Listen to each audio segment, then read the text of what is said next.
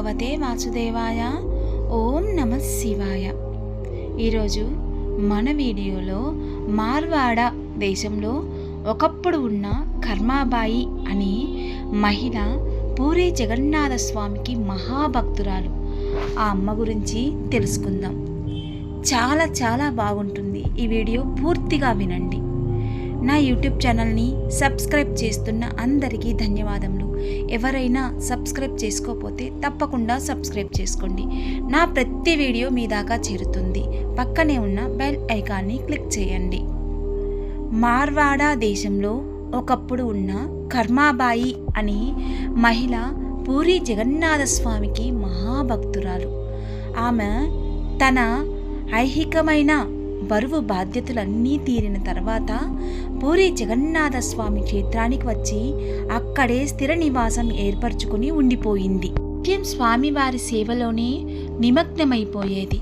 ప్రతిరోజు ఆమె నిద్రలేచి కాలకృత్యాలు అన్నీ తీర్చుకోవడమే ఆలస్యం. అల్లం, ఇంగువ, మరికొన్ని దినుసులతో నెయ్యి కలిపి చేసే కిచిడి అనే వంటకాన్ని చేసి స్వామికి నివేదించి దానిని యథాతథంగా ఆలయానికి పంపేది. అక్కడ కూడా నివేదనమయ్యాక అర్చకులిచ్చిన ప్రసాదాన్ని ఇంటికి తెచ్చుకొని తినేది. క్రమక్రమంగా ఆ జగన్నాథుడికి ఆ కిచిడి ఇష్టభోగమైపోయింది. ముందస్తుగా కర్మాబాయి పంపిన కిచిడి పూర్తి కానిదే మిగిలిన భోగాలేవి సక్రమంగా అమరేవి కావు. మెల్లమెల్లగా ఆ రహస్యాన్ని గమనించిన ఆచార్యులు, అర్చకులు స్వామి ఇష్టప్రకారమే నివేదనను కొనసాగించేవారు. అనతి కాలంలోనే ఈ కర్మాబాయి భక్తి గురించి అందరూ గుర్తు చేయసాగారు. ఆ రోజుల్లో జగన్నాథుడికి ఒక బైరాగి గొప్ప భక్తుడు గలవాడు ఉండేవాడు. ఈ బైరాగి పిలిచిన వెంటనే స్వామి పలుకుతాడు అని ప్రతీత. అటువంటి భక్తుడైన ఆ బైరాగి కర్మాబాయి గురించి విని ఆమెను కలవాలని తన పూరీ యాత్ర సందర్భముగా అనుకున్నాడు. ఆమెను దర్శించడానికి వెళ్ళాడు. ఆమె కిచిడీ చేసే పద్ధతి ఆ బైరాగికి నచ్చలేదు. ఒక మడి ఆచారం ఏమీ లేకుండా వండేస్తున్న పద్ధతి నచ్చలేదు. ఆ ఇంట్లోనే వండి అక్కడే స్వామికి నివేదన చేసి అదే పదార్థాన్ని జగన్నాథ స్వామి ఆలయానికి పంపడం అతనికి నచ్చలేదు. ఆ బైరాగి కర్మాబాయికి ఆచార వ్యవహారాలు బోధించాడు. ఇంట్లో నివేదించిన పదార్థాన్ని అలా గుడికి పంపొద్దు అని చెప్పాడు. మడి కట్టుకొని వంట చేయాలని చెప్పాడు. అమాయకురాలైన కర్మాబాయి అవన్నీ విని కలవరపడింది. తాను ఇన్నాళ్ళు తప్పు చేశాను అని అనుకుంది. ఆ బైరాగి చెప్పినట్టు పాటిస్తాను అని అనుకుంది. మరుసటి నాడు నిద్రలేచి కాలాకృత్యాలు తీర్చుకొని శుచిగా స్నానం చేసి కొంచెం కిచిడీ చేసి ఇంట్లో స్వామివారికి నివేదన చేసింది. గుడికి పంపడానికి మడి కట్టుకొని వేరేగా ప్రత్యేక వంటకం చేయడానికి సిద్ధపడుతుంది. సరిగ్గా అప్పుడే ఒక సాధువు ఆమె ఇంటి ముందర నిలబడి ఆకలి తాళలేకపోతున్నాను అని ఏముంటే అది ఇంత ఆహారం పెట్టమని వేడుకుంటున్నాడు. ఏదో ఒకటి తినకపోతే అక్కడ ప్రాణాలు వదిలేస్తాడేమో అన్నంత దీనంగా ఉన్నాడు ఆ సాధువు. కర్మాబాయికి ఏమీ తోచలేదు. గుడికి పంపే వంటకం ఇంకా తయారు కాలేదు. అది గుడికి పంపి అర్చకులు నివేదన చేసి తనకు ప్రసాదంగా పంపితే తప్ప తన ఇంట్లో వంటకాలు చేసుకొని అలవాటు ఉంటున్నా ఆ తల్లికి ఏమీ తోచలేదు. ఆలోచిస్తే ఒకటి తట్టింది. తాను ఇంట్లో చేసిన కిచిడి ఇంట్లో స్వామికి నివేదన చేసి అలాగే ఉంచింది. అదెలాగో గుడికి పంపొద్దు, తాను గుడికి నివేదన పంపి అర్చకులు నివేదన చేసిన తర్వాత వచ్చే ప్రసాదం తప్ప ఏమీ ఇప్పుడు తినను కనుక ఆ కిచిడి సాధువులకి పెట్టేస్తే అని అనుకుంది. అలా చేస్తే అతని ఆకలి తీరుతుంది, ఆ ప్రాణాలు నిలబడతాయని అనుకుంది. ఆ సాధువుకి ఇంట్లో స్వామికి నివేదన చేసిన కిచిడి వడ్డించింది. అతను ఎంతో ఆత్రంగా ఆప్యాయంగా ఆ కిచిడిని తిని ఆమెకు కృతజ్ఞత చెప్పి ఆశీర్వదించి వెళ్ళిపోయాడు. ఆ తరువాత మడి కట్టుకొని గబగబా జగన్నాథ స్వామికి ఆలయంలో ఇవ్వాల్సిన వంటను చేసి తానే తీసుకుని ఆలయానికి వెళ్ళింది. అర్చకులు నిన్న తనకు ఆచార వ్యవహారాలు చెప్పిన బైరాగి తన గురించి ఎదురు చూస్తూ ఉన్నారు. ఇంత ఆలస్యం ఏమిటమ్మా అని కించిత్ విసుక్కొని ఆ వంటను తీసుకొని స్వామికి అడ్డంగా ఉన్న తెర ముందర పెట్టి తెర తొలగించారు. ఒక్కసారి అందరూ ఉలిక్కి పడ్డారు. స్వామి నోటికంతా కిచిడి అంటుకుని ఉంది. మూతి సరిగ్గా కడుక్కొని చిన్న పిల్లవాడి ముఖం ఎంత అందంగా ఉంటుందో స్వామి ముఖం అంత అందంగా ఉంది. ఆ మహిమకు అందరూ ఆశ్చర్యపోయినా అలా స్వామి నోటికి ఆహార పదార్థం అలా అంటుకొని ఉండడం అరిష్టమని భావించిన అర్చకులు ఆ బైరాగిని అడిగారు. స్వామి, నీవు అడిగితే పలుకుతావు కదా, అసలు ఏమైందో కనుక్కోండి అని అడిగాడు. సరే అని ఆ బైరాగిని స్వామిని అడిగారు.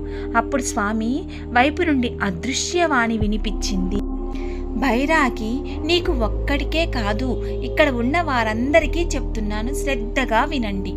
కేవలం భక్తి శ్రద్ధలతో పరిశుద్ధ తరంగమైన కర్మాబాయి ప్రేమగా పంపే కిచిడి భోగమంటే నాకు ఇష్టమని మీకు అందరికీ తెలుసు. కానీ నిన్న నాకు ఇంకో భక్తుడైన ఈ బైరాగి ఆమె దగ్గరికి వెళ్ళి భక్తి శ్రద్ధలతో పాటు ఆచారాలు వ్యవహారాలు ఇవి అంటూ నూరిపోశాడు. అంతటితో ఆమె ఇంతవరకు తాను పాటించనివన్నీ అపచారాలని అభిప్రాయపడ్డది, భయపడ్డది, దుఃఖించింది. తన ఇంట్లో ఉన్న నా మూర్తికి ఎప్పటిలాగే నివేదన చేసి ఆలయ నిమిత్తం మడికట్టుకుని మరొకసారి వంట ఉపక్రమించింది. దానివల్ల నిత్యం నాకు జరిగే భోగానికి 5 గడియలు ఆలస్యమైంది. నేనా ఆలస్యంతో ఆకలిని తాళలేకపోయాను. ఆమె పంపలేదు కనుక మీరు నివేదన జరపలేదు, నాకు భోగం అందలేదు. ఆమె తన ఇంట్లో నా గురించి చేసుకున్న కిచిడి భోగం ఉండడం వల్ల అది అంటే నాకెంతో ఇష్టం కావడం వల్ల ఆమె ఇంటికే వెళ్ళి నాకు నివేదించిన భోగాన్ని తిని వచ్చేశాను. మళ్ళీ ఇక్కడ ఆమె తెచ్చే వంటకం నివేదన ఉన్నందువల్ల తొందరగా నా నోరు కడుక్కోవడం మర్చిపోయాను. ఇక మీ ఆచారాల ప్రకారం భోగ నివేదన కానివ్వండి అని వినిపించింది. ఆ విధంగా వినిపించిన స్వామివారి అదృశ్యవాణి విని అందరూ ఆశ్చర్యపోయారు. అర్చకులు స్వామి ఆదేశాల ప్రకారం మంత్రపూర్వకంగా భోగ నివేదనం చేశారు. కర్మాబాయి మాత్రము స్వామివారు తమపై చూపిన కరుణకు ఆనందసుడులు తిరిగిపోయాయి. అంతటి పరిశుద్ధాత్మురాలికి ఆచార వ్యవహారాలు నేర్పబోయిన తన అవివేకానికి ఆ బైరాగి సిగ్గుపడిపోయాడు. అయితే తాను పాటిస్తున్న ఆచారాలన్నీ వృధానా అనుకున్నాడు. వెంటనే జగన్నాథుడు జవాబిచ్చాడు ఆ బైరాగికి, అమాయకుడా, మనసు నాయందు లగ్నం కావడం కోసమే ఈ ఆచారాలన్నీ అవసరమా? కానీ ఎవరి మనసు సర్వం జగన్నాథునే అని నాకే అర్పితమయ్యిందో వాళ్ళకి ఆచార వ్యవహారాలతో నిమిత్తం లేదు. నాకు ఆమె జరిగే భోగాన్ని నేను అమృతపాయంగా స్వీకరిస్తుంటే మా ఇద్దరి మధ్య మడిబట్టలు ఎందుకయ్యా అని. అంతేకాదు, ఆచార వ్యవహారాలు తెలిసిన వారు ఆ ప్రకారమే చేయాలి. అప్పుడు కూడా భక్తి శ్రద్ధ విశ్వాసాలే ముఖ్యం. నాకు నివేదించినవి నేను ఆరగించాలనే కోరిక కలిగి ఉండాలి.